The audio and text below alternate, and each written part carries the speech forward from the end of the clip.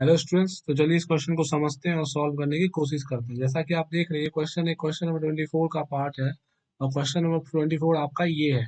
The sun delivers 10⁻³ watt per meter square electromagnetic flux to the earth surface. Okay, the total power that is incident. Basically इस सवाल में हमको power निकालना है, कितना power incident हुआ है। और इस क्वेश्चन में जो है बेसिकली हमें रेडिएशन फोर्स निकालना है।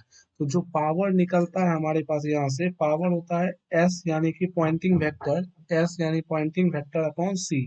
तो पॉइंटिंग वेक्टर जैसा कि आप इस सवाल में ले सकते हैं, डेलीवर्स 10⁻³ 10⁻³ का ये आपको डिलीवर कर रहा है। तो 10⁻³ अपॉन सी हो गया 3 इंटू 10⁸ मीटर पर सेकंड। तो ये आगे आ जाता है power 3.33 into 10⁻⁻6 upon newton metre square.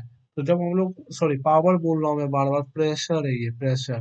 Pressure क्या होता है? फोर्स डेलीवर अपॉन प्रेशर होता है इसमें, सॉरी उस फोर्स का एरिया तो होता ही है, बट यहाँ पे जो होता है एनर्जी डेलीवर्ड अपॉन लाइट का स्पीड जो होता है, ये बेसिकली हमारे पास प्रेशर निकालने का तरीका होता है इस चीज में। अब हम लोग रेडिएशन फोर्स अगर निकाले, जो हमें यहाँ निकालना है, रेडिएशन फोर्स, बार बार मेरे दिमाग में पावर पावर आ रहा था जब एक सवाल था उसमें पावर अभी मैंने सॉल्व किया था, इसलिए रेडिएशन फोर्स हमें निकालना है। रेडिएशन फोर्स इक्वल टू होता है,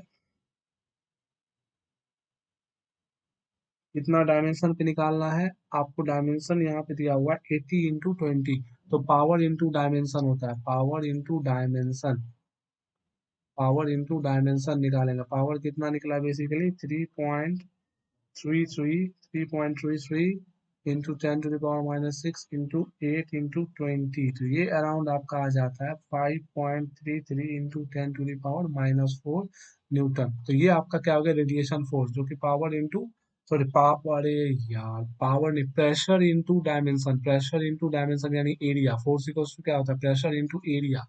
डायमेंशन यहाँ पे एरिया को दिखा रहा है, ये बात ध्यान रखेगा। तो प्रेशर इंटू एरिया की बात यहाँ पे कर रहा है। ओके, ठीक है। तो ये आपका हो गया फोर्थ नंबर क्वेश्चन का आंसर। फोर्थ इसका क्या हो गया, आंसर हो गया। ठीक है, तो ये हमारा हो गया आंसर। Thank you.